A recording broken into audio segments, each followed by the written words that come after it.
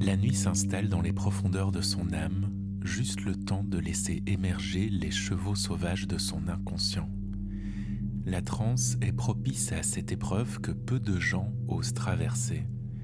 Elle y va seule, le voyage ne peut être que solitaire.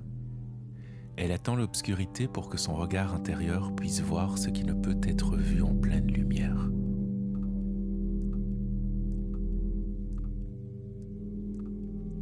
De longues racines plongent dans la terre, parfois jusqu'aux enfers.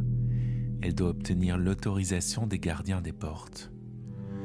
Ils lui ont envoyé les chevaux noirs, c'est le signal. Ils lui permettent de se mettre en mouvement et de sortir de son obscurité. N'entre pas dans le monde magique qui veut.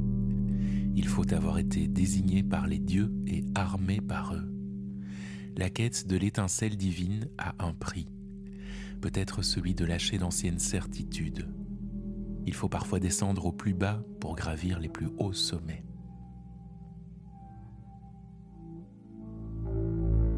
Des vapeurs d'eau s'échappent des cratères et se transforment en tableaux vivants.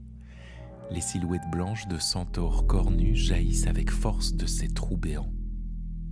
Tel Chiron, fils de Cronos, réputé pour sa sagesse et sa connaissance, il veille sur la horde des fantômes. Comme des souvenirs, les spectres du passé s'agglutinent entre eux pour passer ensemble au travers de cette brume. Le bain purificateur gomme leur forme.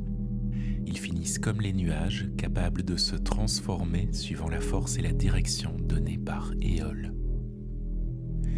Ô Dieu du vent bienveillant, souffle, souffle encore avec force, souffle avec douceur, laisse-moi sentir la caresse de ton empreinte sur mon cœur blessé.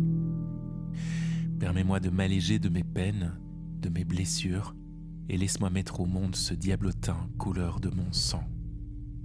La demande a été entendue, surgit alors cette âme rouge qui s'élève vers les dieux.